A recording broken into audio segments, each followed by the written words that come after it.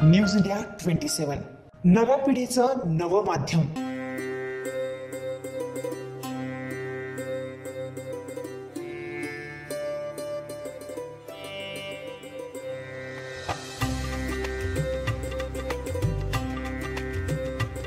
स्वातंत्र्य दिन महोत्सवानिमित्त नाशिकमध्ये महिलांसाठी विशेष मेळावा आणि सांस्कृतिक कार्यक्रमाचं आयोजन करण्यात आलं।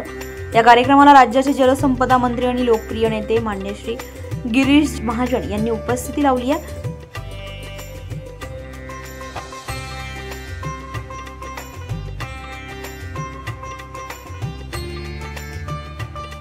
या सोहळ्याचं आयोजन श्री निलेश हंसराज ठाकरे आणि सोनालीताई दिनेश ठाकरे यांनी केलं होतं।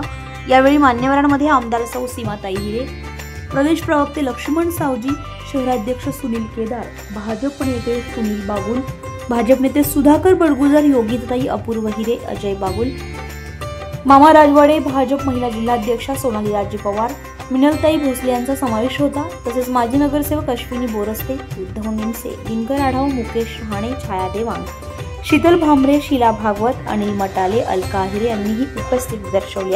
याशिवाय भाजप नेते कैलास अहिरे, सामाजिक कार्यकर्ते भूषण राणे, मंडल अध्यक्ष राहुल गणोरे आणि डॉक्टर वैभव महाले यांच्यासह अनेक पदाधिकारी आणि कार्यकर्ते मोठ्या संख्येने उपस्थित होते। या कार्यक्रमामध्ये महिलांचा सन्मान, त्यांच्या योगदानाचं कौतुक आणि सांस्कृतिक सादरीकरणातून महिला सक्षमीकरणाचा संदेश देण्यात आला।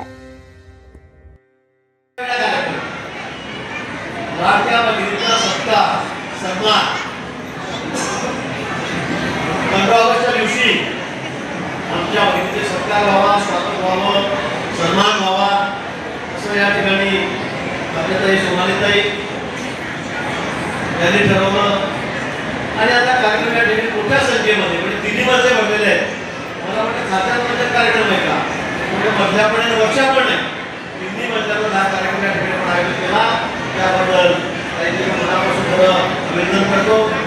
सीमाताई या ठिकाणी आहे, पुरुष मंडळी या ठिकाणी बसली आहे। कार्यक्रम महिलांचा सहभागीचं नाव घेत नाही आलं ना सावजी, आठवलं का महिलांचा कार्यक्रम आहे त्यामुळे तुमचं नाव घेत नाही। महिला शक्ती आमची, मातृशक्ती आमची, नारी शक्ती किती वैशाली, किती बलवान आहे त्याची आपल्या सगळ्यांना कल्पना आहे।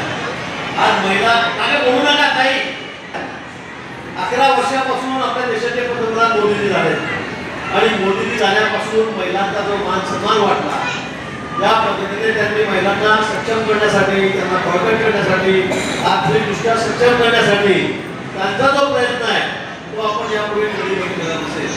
सर्वात आधी त्यांनी काय केलं, पंतप्रधान झाल्याबरोबर तर प्रत्येक गावात, प्रत्येक घरात आर्थिकदृष्ट्या जे रोजगार दिले आहेत त्यांच्या घरामध्ये तो सुद्धा नाही चुलीवर स्वयंपाक करताय त्या महिलांना गॅस, चुलीपासून मुक्तता, धुरापासून मुक्तता मोदीजींनी या ठिकाणी केली। आणि ती वाड्यावर, पाड्यावर, वस्तीवर, तांड्यावर गरीबातला गरीब कुटुंब असेल, रस्त्यावर आपण भीक मागणारा भिक्षुक असेल, माणूस असेल, महिला असेल, मजूर असेल, त्याच्या प्रत्येकाच्या घरामध्ये गॅस आहे।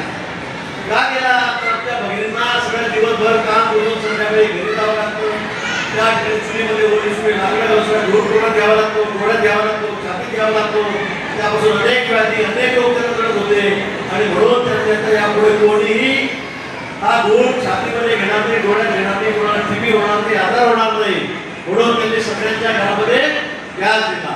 तुम्हाला मोठं करण्यासाठी, तुम्हाला सक्षम करण्यासाठी मुलींच्या शिक्षणापासून, गरोदर मातांपासून, बाळंतीण झाल्यानंतर तुम्हाला सगळं खाण्या पिण्यापासून, तुम्हाला शिक्षणापासून, तुम्हाला मुलगी जन्माला तिच्या खात्यामध्ये पैसे टाकून त्यांना प्रयत्न केला, पुन्हा त्यांना ₹1,00,000 मिळतील अशी व्यवस्था सरकारने या ठिकाणी केलेली आहे।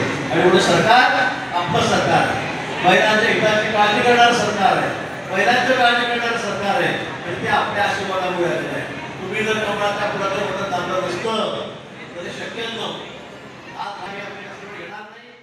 महिलांचा सन्मान या कार्यक्रमाचं आयोजन आपल्या सगळ्यांच्या लाडक्या आणि भारतीय जनता पार्टीच्या माजी शहराच्या अध्यक्षा सोनालीताई ठाकरे, त्याचबरोबर माजी नगरसेवक निलेशजी ठाकरे यांच्या प्रयत्नाने आज आपल्या सगळ्या लाडक्या बहिणींना एकत्र करण्याचा कार्यक्रमाचं आयोजन इथे केलेलं आहे। याकरता आणि